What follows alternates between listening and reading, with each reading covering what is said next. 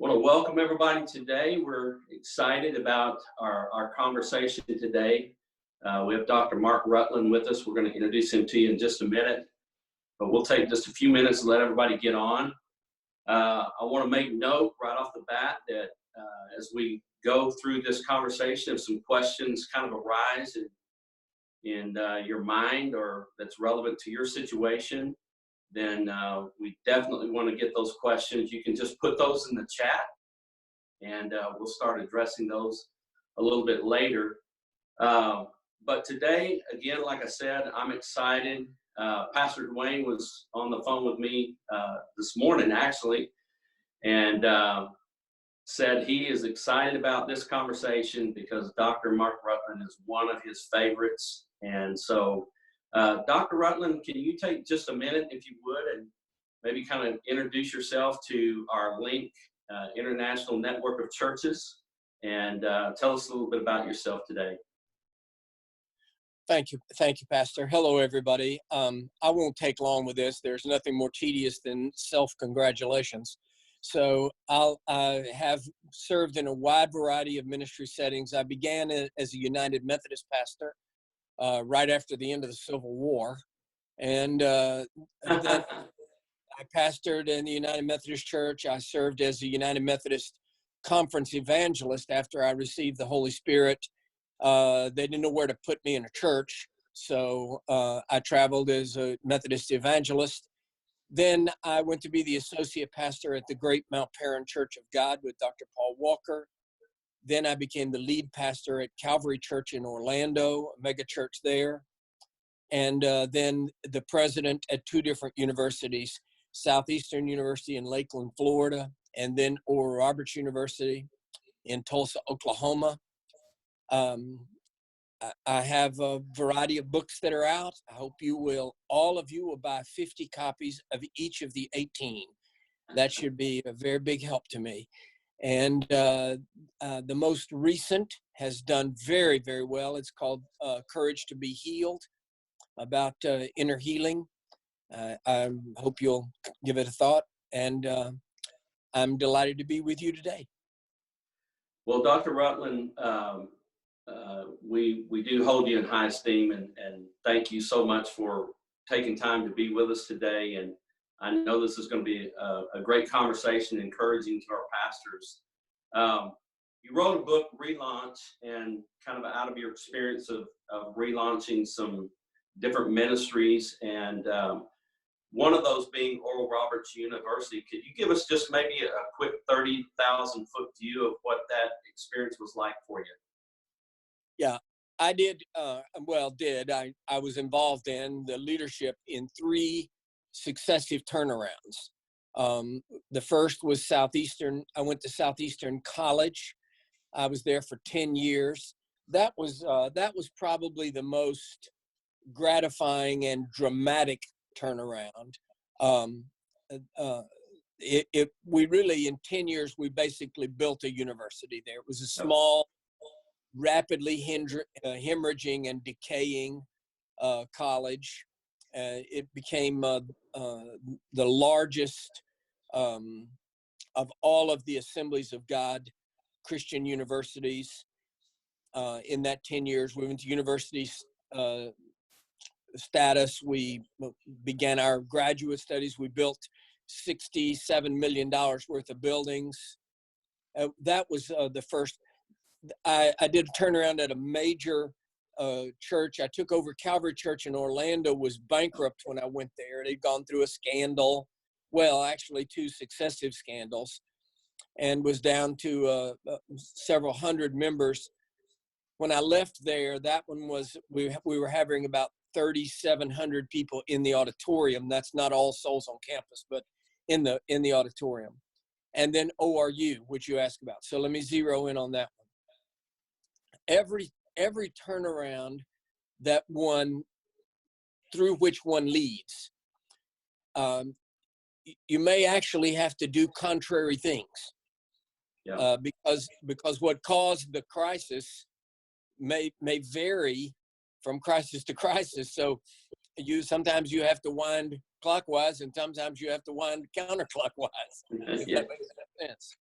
So uh, at at Southeastern, for example, there was no debt when I went to Southeastern. Um, but the problem was there was also none of the things that debt might have bought. It was decaying buildings. The buildings were just a disaster. There was no debt. There was no money. There was students were hemorrhaging. So there, we actually had to crank up energy. We had to borrow money. We had to get things going. We had to get things moving. I had to create chaos. Life is associated with chaos. Mm-hmm. And what had happened at Southeastern was that everything had locked down. All the valves had just rusted shut. So what we had to do, once you get the wheel to turn one time, it'll keep turning. But the first wheel, you're fighting all that rust and inertia and everything. So there we actually had to create chaos. When I went to ORU was Chaos University.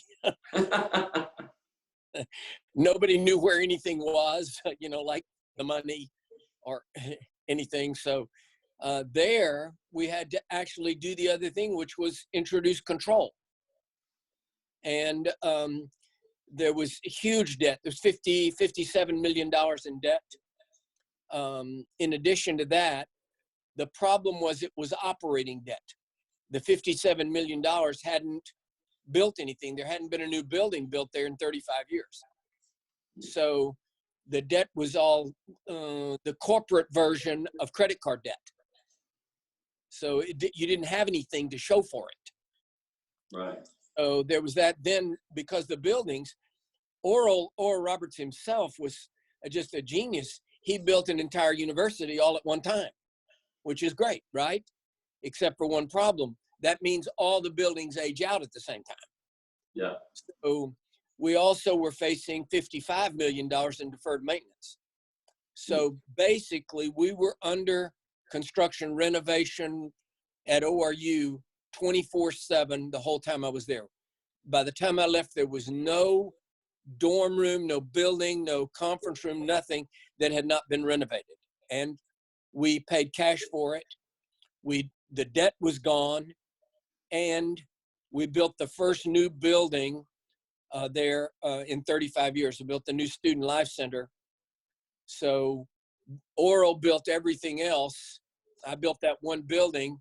So I always tell everybody, Oral Roberts and I built everything on this campus.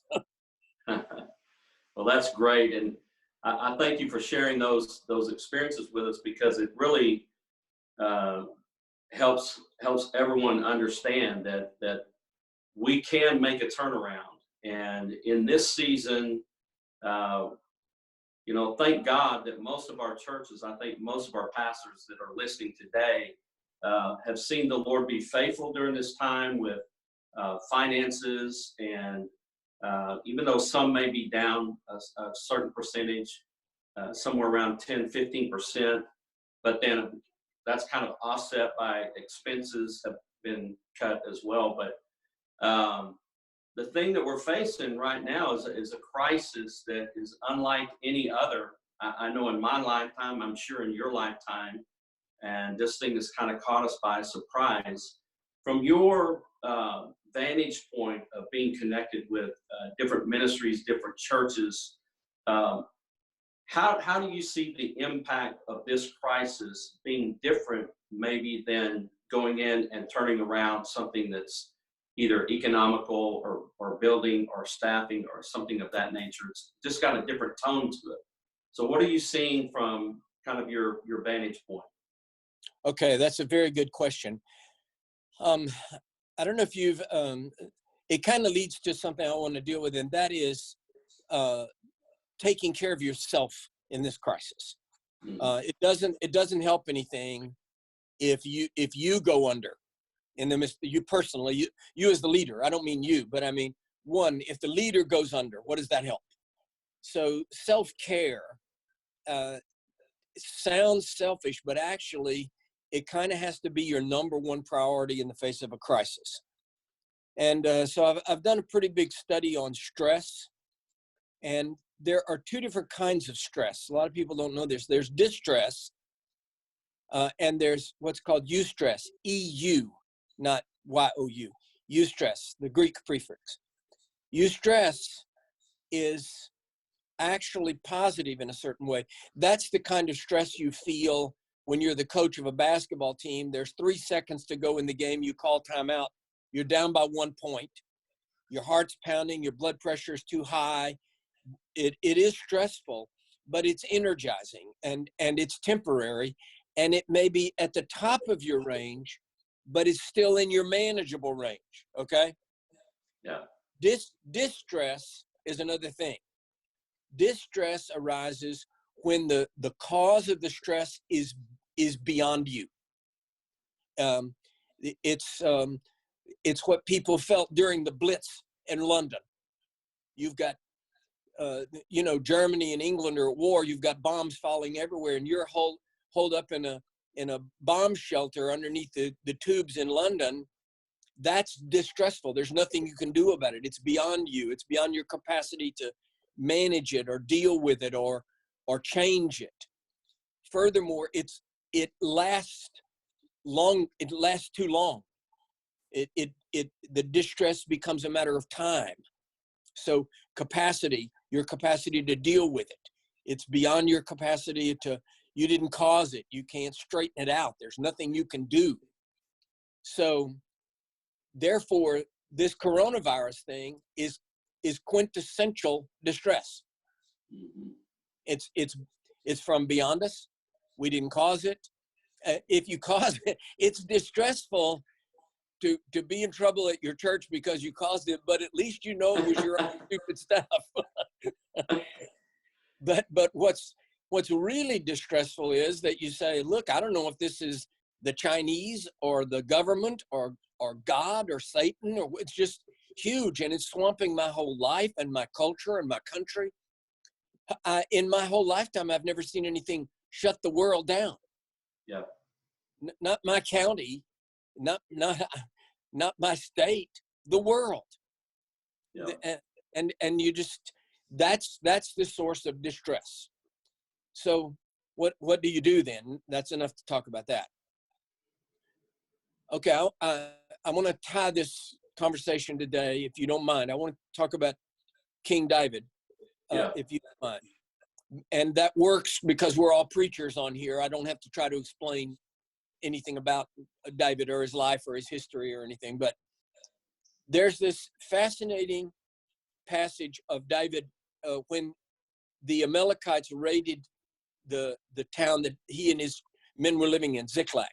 Right. And they burned Ziklag and went off with all of the dependents. Okay. That's beyond David's capacity. The Amalekites are involved. He's got the Amalekites on one side, the Philistines on the other side. And his men, if you remember, his men are looking for a scapegoat, and they turn on him. Mm-hmm. They're going to kill him. So there's this tiny little line that doesn't have any explanation. It just says, so David encouraged himself in the Lord. Okay, so what I'm saying is, inside that line is self-care. David couldn't rescue the captives immediately. He couldn't kill all the Amalekites. He couldn't deal with, did I lose you? There you go. You're here. He couldn't deal with all of the crisis first. First, he had to deal with his own relationship with God. So we can't let ourselves be overwhelmed by the crisis. We can't let ourselves be overwhelmed by the fear and anger of those around us. There can come a moment where your church board, your staff, everybody says, they can be angry at you as the pastor. There are a lot of people who are really angry at God. They're angry at God. Yep. They'd like to punch God's lights out, but they can't find God, but they know where your office is. And what you have to do in that moment is self-care. Get in with God, find his peace, find his restoration, make sure that you take care of that before you deal with the crisis. So that's the number one thing in the face of stress. Don't let yourself be overwhelmed by the crisis. Listen to an old dude. I'm probably older than anybody that's on the call. Listen to me. This too shall pass away. You may feel like we're not going to live over it. We will live over it. But it is stressful. It's over your capacity to deal with it. It's long-term. Don't yield to fear, and don't yield to the fear and anger of those around you, and take care of your own spirit. Dr. Rutland, that's such a great word for us today. I appreciate us going down that path. It wasn't kind of in our prelim discussion, but as I'm talking to pastors, they are scrambling. They're scrambling. Many of us had to scramble to get current with online services and technology. Some of us already had that advantage, but even at that, now we're coming into a season where we're trying to sustain or build our online presence, and then also the stress of trying to figure out how are we going to come back from this thing. How are we going to bring people back into our building? We've got half of our people that are screaming at us that, we're not in faith. We got half the people, screaming at us because we're opening too soon. And so there is this tremendous stress on our senior pastors. And I know that we got to step back and we've got to breathe. We've got to take that moment, like you said, in that line to encourage ourselves. What would be maybe one or two things? I know that you've been through seasons like this on countless occasions. What are just a couple of short things that maybe you could sow into us that would say, this is how, the Lord allowed me to take a break, and how I got encouraged in that season, how I managed my self-care during that process? Yeah, look, let's be honest with each other, okay? The ministry on its best day is stressful. Yeah. And then when you add in something like this, it really can become unmanageable stress. I don't know if all the statistics you read are correct or not. I'm not validating the statistics, but you read these horrifying statistics about the number of ministers who resign every month in America, and churches that fold, and all this kind of thing. What I do know is that we have seen a veritable rash of ministerial suicides. Yeah. And I have struggled my own self periodically through my career in the ministry with depression. And as a result of that, I've written 2 books. One is called 21 Seconds to Change Your World. I'm not trying to sell books. In fact, if somebody wants it, if you want to call me and I'll give it to you. But I hope you'll buy 1,000 copies. But if you can't afford it, I'll give you one. But it deals with the use of the Lord's Prayer and the 23rd Psalm. Yeah. The devotional and inner use of those two, and the constant saturation of your mind and your spirit with those. Sometimes we in the ministry, when we talk about a prayer life, we actually increase our guilt and the guilt of those who hear us talk about it. And this is an odd thing to say, but we read stories about David Brainerd, dying, freezing to death, kneeling in the snow, praying, people that get up every morning and pray for 2 hours in Hebrew, and all this kind of thing. Well, instead of encouraging that, it makes me think, well, okay, I'm not even a Christian. So what I've tried to say is, rather than get under guilt and condemnation, you're better. It takes 21 seconds to pray the Lord's Prayer. So I say you're better to have a meaningful encounter with a 21-second prayer, follow it up with the 23rd Psalm, and saturate yourself in it, soak yourself in it. Those are just some thoughts I've had. And to whatever David meant by encourage himself in the Lord, whatever that meant to David. So therefore, whatever it's got to mean to you. What does it mean to you? To really say, okay, God is with me. God's going to get me through this. This is going to pass.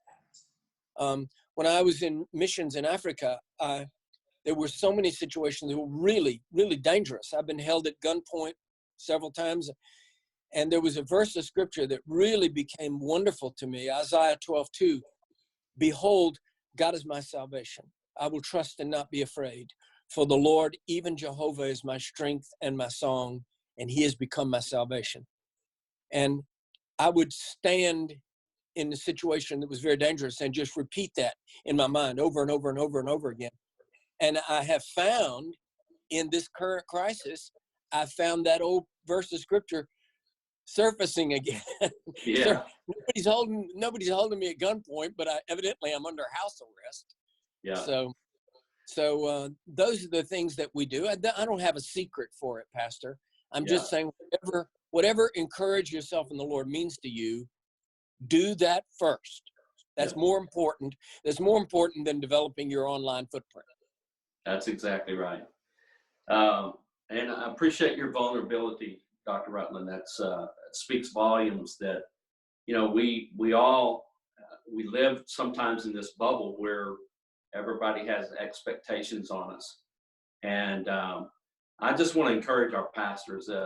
I believe that's a rhema word for us today, that you need to encourage yourself in the Lord. You need to find that place of refuge where you can hide under the shadow of the Almighty. God loves you right where you're at, and he knows when you rise up, when you sit down, he knows the thoughts and intents of your heart. There's nothing hidden from him. And so find that place where you have that encounter with the Father. And I want to encourage you, be selfish with that. I think that's a good word. This is a season where you as a leader, you need to be selfish with your soul. You need to be, in a sense, selfish with your moments and time, so that there's that refreshing and that restoring in your life. So really want to encourage you with that. I had a question that came in, Dr. Rutland, and I believe we're on the path that we need to go on in this conversation today, at least for a little bit further here. But I had a question that came in and said, if you're in distress, and we've answered kind of part of this. I think step one is to encourage ourselves in the Lord. But you know, there's pain in leadership. Leadership equals pain in so many situations. How do you lead through that pain to help build the motivation maybe that you had to build at in the different scenarios, or how to recalibrate? How do you lead through that pain threshold in your own soul? Because I mean, the reality is the game doesn't go away. The assignment doesn't go away. The mission's still there, and I have to lead through it.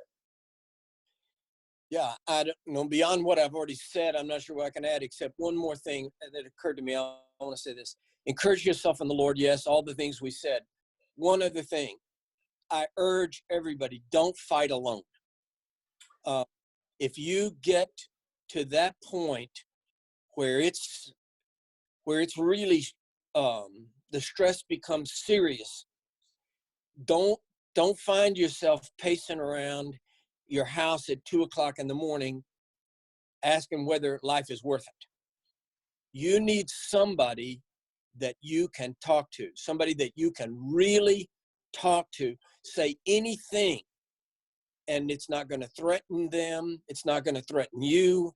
It's probably not going to be, I would recommend you, it's not going to be anybody in your church. It may not be a fellow pastor in town. You may need somebody, you need to play this game in a neutral gym. And it needs to be somebody that you can reveal your darkest thought and really be honest with. 1971, when I was a seminary student, another Methodist pastor and I entered into a covenant at the altar of his church. We knelt down and prayed together, and we said, from this moment on, we can tell each other anything, and we'll stand with each other and pray. I could call him right now, and I could say, look, Lawrence, I just robbed a liquor store last night, and I'm in big trouble. And he'll say, I'll be there in an hour. Yeah. and you got to have somebody like that in your life. If it's not a friend, then there's no cowardice in having a professional that will help you. Yeah. I think some pastors are so terrified of going to counseling that they rob themselves of an asset. If Jesus is called the Wonderful Counselor, maybe he's got some associates. That's great. That's you know, we have that little slogan, don't do ministry alone, but that takes it to the real level. Don't do ministry alone doesn't mean have a team around you or people that you can delegate to. Don't do ministry alone means getting in that place of vulnerability with a covenant brother, a covenant partner that can really speak to our hearts. So that might be number one, leading through the crisis. Leading out of the crisis is number one, take care of ourselves. But number two, in some of these situations that you encountered, I think there would be some application even to this season. What would you say to our pastors as they regather their people? Maybe Okay. What is their number one mission in the regathering? All right, good. Let's switch maybe to a little more, practical, if I can use that terminology. In leading out of a crisis, in a crisis, you have to shift from leadership to management. Management deals with short-term realities. Management is about, okay, your roof in your church leaks, you've got to fix it. That's a managerial issue, a tactical issue. Okay, that's tactics. Mm-hmm. And you have to deal with it. But in the midst of tactical managerial issues, you have to keep your mind and your team on the reality that this is now what we're after when this is over is strategy and vision. Tactics and management are to manage the here and now, this moment. So we talked earlier about David at Ziklag, okay? At Ziklag, David had to deal with the fact that all of the dependents had been kidnapped. Mm-hmm. So immediately, he had to come up with a plan to deal with that crisis.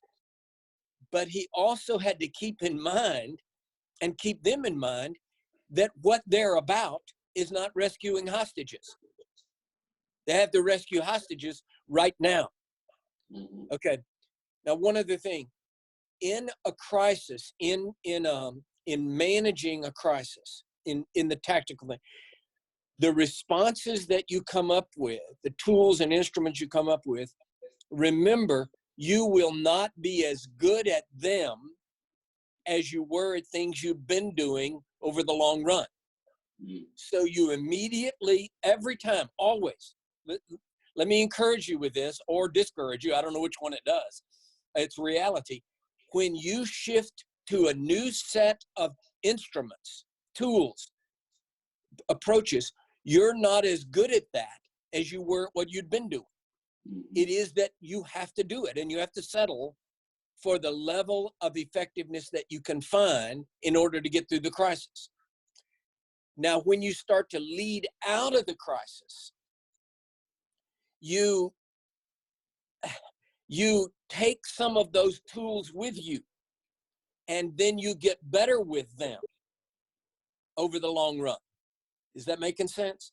Mm-hmm. So, say, for example, streaming your service. Maybe you never did that before. Maybe you did it poorly, but in this time, you've had to develop it and build it and get better and better at it. When you go back, remember that the vision, the dream, that to which God called you was not just streaming your service. That's just another tool. Now you've added it. You're leading out. Now get your mind and your people back on the vision. What is it that we do? Okay, we've lived over that crisis. We got through that. Now, what is it that we do? Get back on that. You'll carry new tools with you. Some tools that were useful during the crisis, you jettison those. If they don't work for you, they don't work. Let them go. Some you pick up Some you have to get better at. But the issue is immediately get back on the vision. Okay, so I love that, that we have to manage the crisis, because like right now in the management strategy category, we're talking about how to, do our social distancing in our environments. We're talking about, what's our signage look like? What's, how do we have people enter and exit our building? So those are a lot of those management strategic things. And then as we move out of this and we regather our people, I love that we come back to the vision, the mission, the center, the core that God called us to. And some of the tools that we develop that we'll take with us, I think online is going to be with us forever from now on. I think that's a part of the church. We're going to have a church in the building. We're going to have a church online. And that may affect some of our staffing footprint. That may affect some of our budgeting, for example. Again, those would be more strategic oriented. But as we come back into the vision, how would you encourage our guys to kind of recast the vision to bring us out of the crisis and back into the momentum of what God's called us to? Yeah, of course, you can't do it too soon.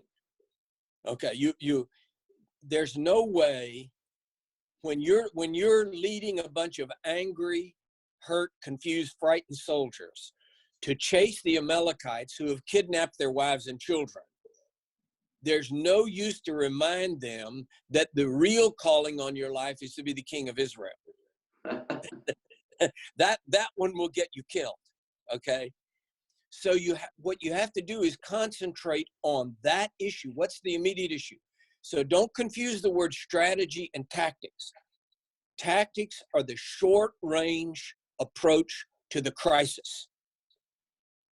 When the crisis is finished, when you've recaptured this, when you begin to come out of the crisis, now you may keep some of those tactical tools with you. You get better at them, but you shift them toward the long-range strategic goals that you have. And you start to talk about vision again. There'll come a moment when you can say to your staff, and then to your board, and then to your church, okay, the blitz is over. The Germans are not bombing us tonight. It's finished. Now let's remember what it was we were doing when the coronavirus showed up. Let's remember. We're trying to win this town for Christ. We're going to do this and this. Go back, pick up the vision, and begin to cast that vision, taking with you the tactical instruments that you learned during the crisis and shifting them to become strategic instruments. Now they become part of the vision for strategy, or you drop them. So, for example, you use the perfect example, social distancing. Surely to God, that's temporary. So at some point, that's a tactical response to a crisis. But at some point, you're going to be finished with social distancing. You don't have to keep getting better and better and better at that. You just do it enough now to get through this. Then you jettison that. But online, as you said, you may find now that what you adapted to as a tactical response to a crisis now becomes a viable instrument of strategy for your vision. Is that making sense? Mm-hmm. Yeah. So what comes to my mind is, and I'm thinking through, and by the way, if you have some questions along these lines, please feel free to chat those into the chat there, and we'll try to get to those. But I'm thinking about, timing is so critical. If like you said, if you have to have the right time to recast the vision, because if you cast it prematurely, there are consequences to that. But if you wait too long to cast the vision, then there's consequences to that. In your experience, what are some tools maybe that a pastor could put in his tool belt that would help him kind of understand the timing? What are the rhythms maybe that you need to look for to help you have a sense of the timing? Yeah. Well, part of it is going to be objective. As you watch your Sunday attendance start to rebuild, as you begin to see what's happening in the culture around you, when you guys are in Michigan, I don't know when you're ever going to open up, but I'm in Georgia, and Georgia's opening, people are beginning to go out to eat again. Life is starting to happen, and so you live and lead and do ministry in the social context in which you are. So you have to watch what's going on around you. Listen to your advisors, your counselors, if you have a board, or deacons or elders or whatever those people are for you, staff or volunteers in smaller churches, and you gradually lighten up the tactical emphasis. Start talking less and less about coronavirus. You have to do it gradually, but then you need a moment where you declare an all clear, where you're going to need a moment of celebrational restoration. Okay, the night is over.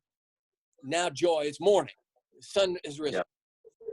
So there are two, in a crisis, you have to become Churchillian. That's where you have to be honest. I don't have anything to promise you but blood, sweat, and tears. We're going to have to fight this through. There's going to be a long, tough battle. That's Churchill, okay? Yeah. But as you begin to come out of that, you have to shift to Ronald Reagan. Daddy's home. The captain's on the bridge. Everything's going to be okay. We won. We overcame. That has to happen. But it's a shift. Part of it is intuitive. Part of it is as the Holy Spirit leads, and part of it is objective. Yeah, that's great. Those are two great analogies too, by the way. Yeah, that place of declaration. I was thinking the other night, just thinking about regathering our people and stuff like that. And we all normally have the tradition at some point in our service, we say, hey, will you turn and greet those around you? And I was thinking, in this season, what are we going to say? Hey, turn and wave at those around you. And so maybe the declaration is, we're not waving today. We're going to hug and embrace today your neighbor. So I love that. This particular crisis and the tactical response we've had to make is harder on Christians, in a sense, because we are the one group that are admonished in our own scripture not to quit gathering. Abandon not the assembling together of yourselves. Inside the Christian community, I believe the Spirit-filled community, the Pentecostal and Charismatic community, it's harder for us than anybody else because so much of what we are about is celebration, joy, connection. We're probably the huggingest Christians in the whole world. So it's really been a negative impact. Yeah. Pastor, let me say something about public leadership and private reality, if I can. And what I'm going to say now, I'm running the risk that someone will accuse me of hypocrisy, and I'm not. I'm talking to you about leadership now, okay? Mm-hmm. In a crisis and coming out of a crisis, you as the leader, you have to project confidence. You have to be that steady rock. Everything's going to be okay. We're going to be fine. I know what to do.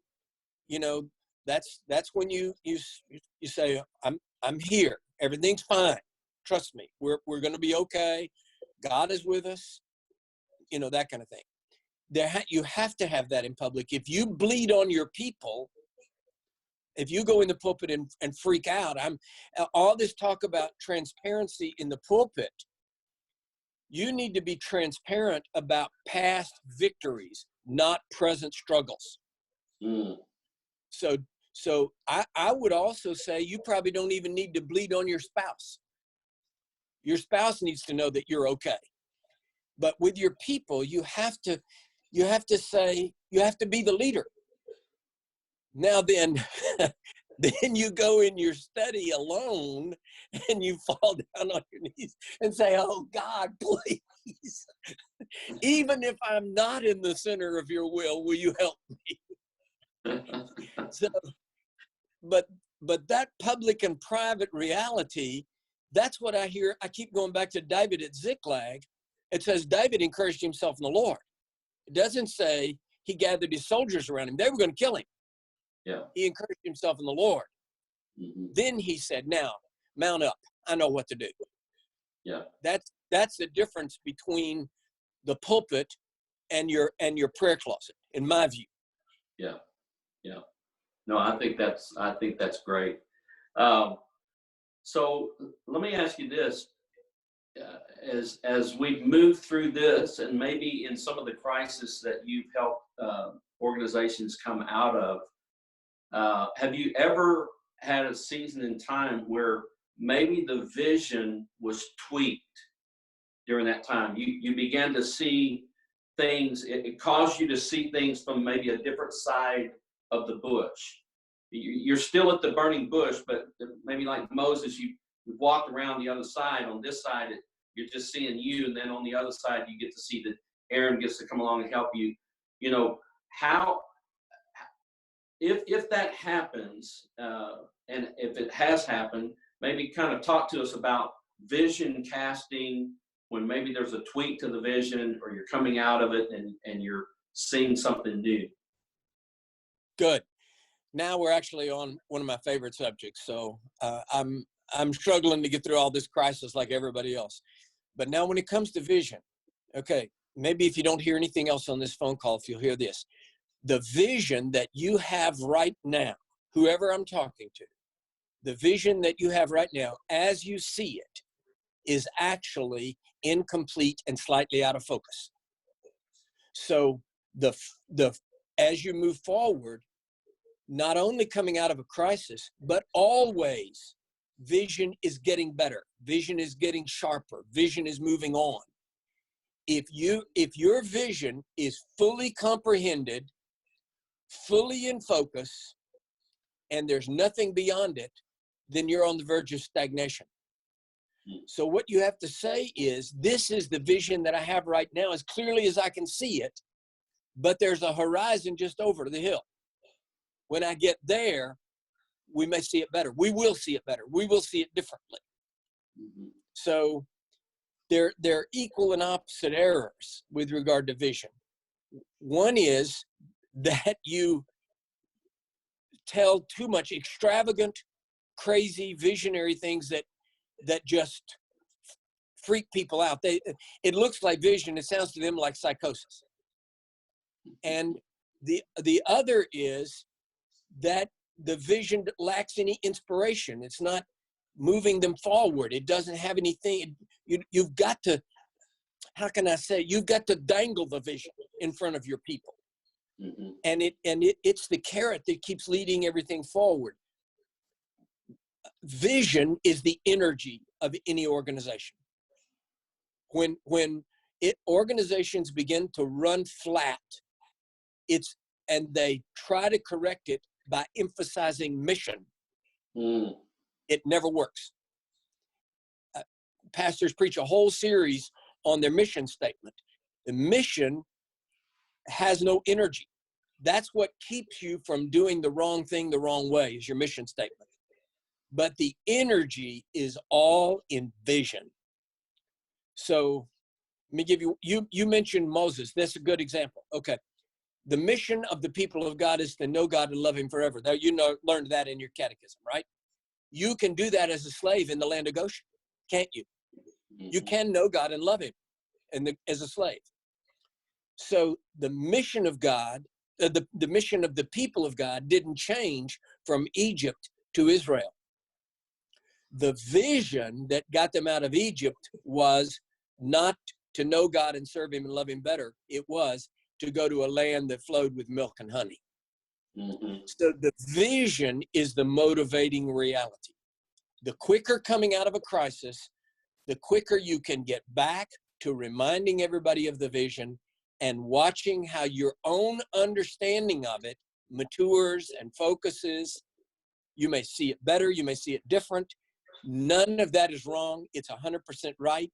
And I urge you be open to the refocusing and redirection of your vision all the time. Well, let me have you recap that if you would for just a minute, because I've been in discussions before. What's vision? What's mission? Could you maybe recap the dichotomy between those two terminologies?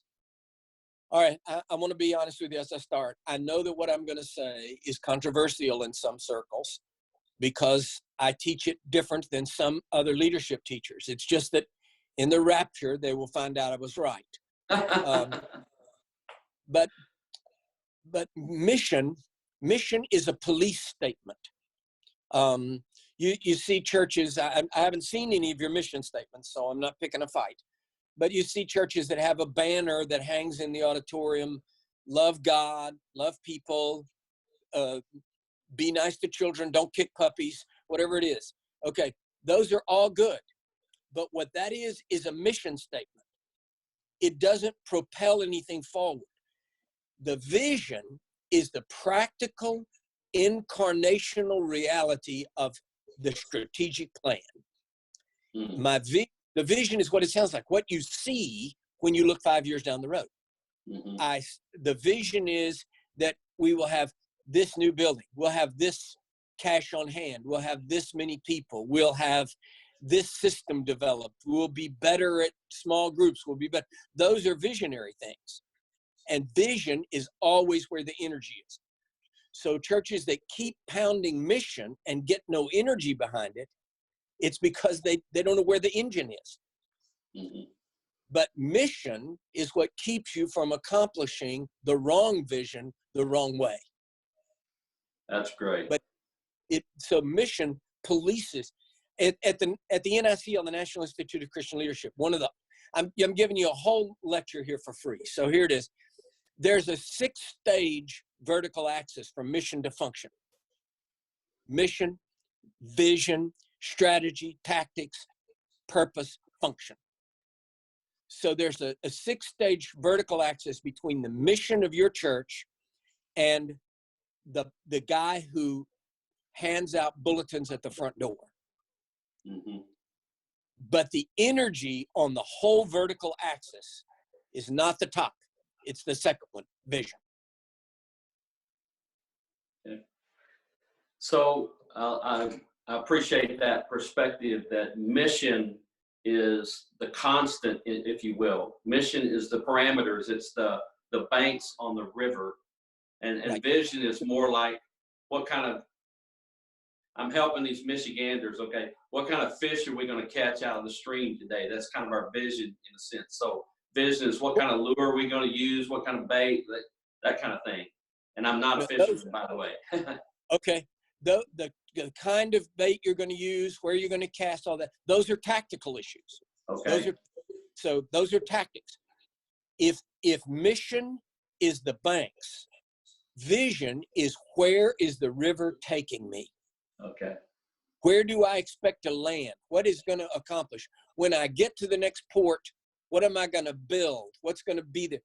So vision is just what it sounds like. When I look down the river, what do I see? And that's you remember Moses made that vision very clear. He didn't just say another place. He said the land that God promised our fathers, and it flows with milk and honey. So Yeah. what fueled the thing forward? Now, when they moved into the land of milk and honey, and leadership changed to Joshua, the vision matured. Oh. Now it became the tribes taking possession of the land. With Saul and David, the vision matured again. Now it became a national country. So Yeah. the vision keeps maturing. It keeps coming into focus. But the mission to serve God, to know him and to love him, that doesn't change. Mission can change, But as you go up the vertical axis from function to mission, things have to change more slowly, and there's a higher risk of changing.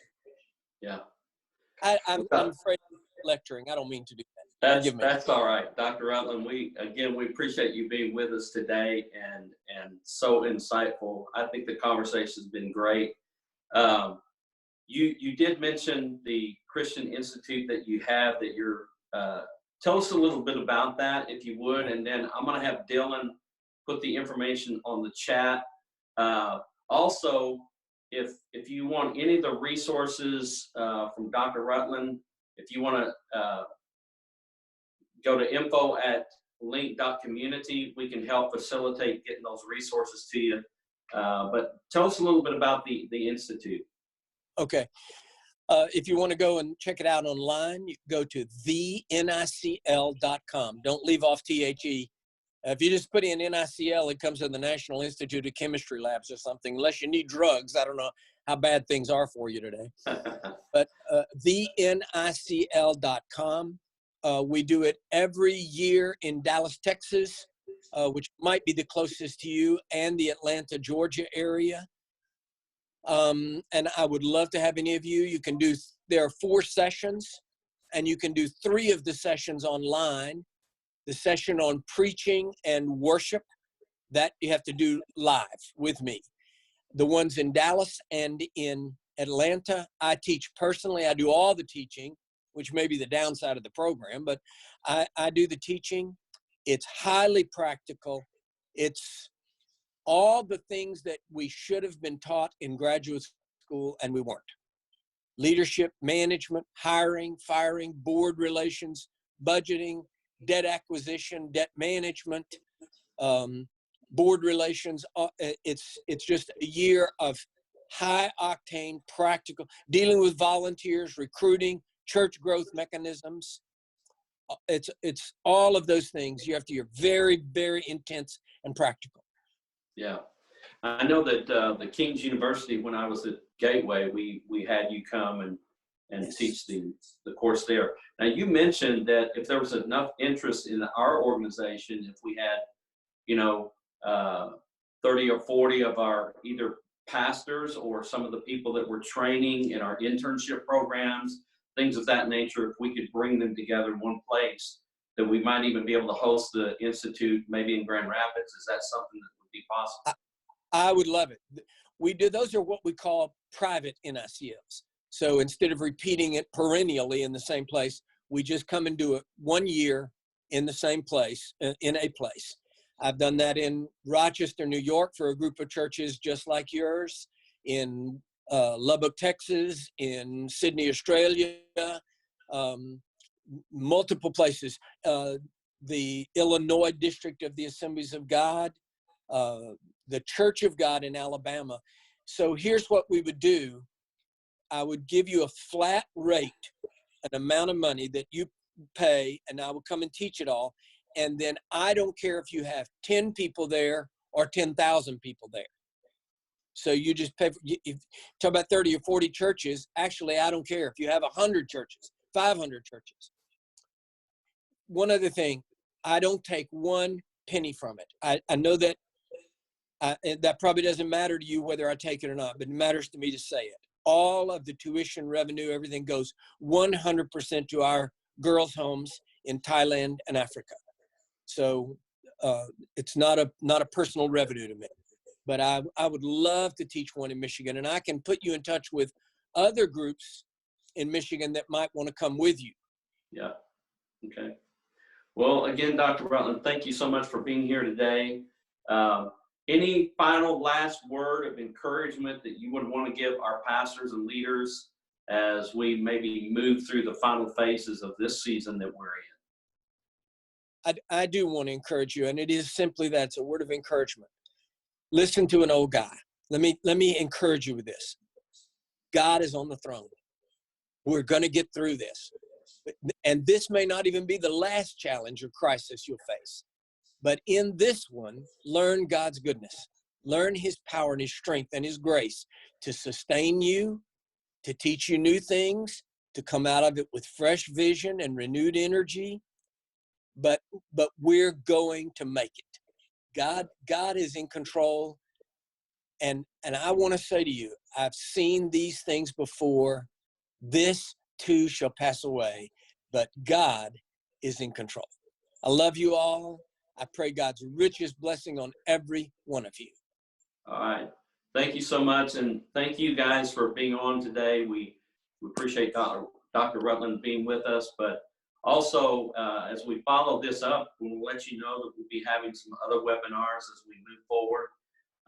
Some of you have asked about our National Leadership Conference in September, and we're going to be meeting with the board next week to make some determinations on that, and so we'll keep you informed with that.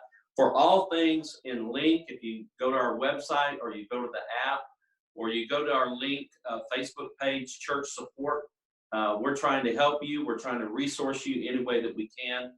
If you have questions, comments, suggestions, or aggravations, just let us know at info@link.community. Love you guys. We'll talk to you later.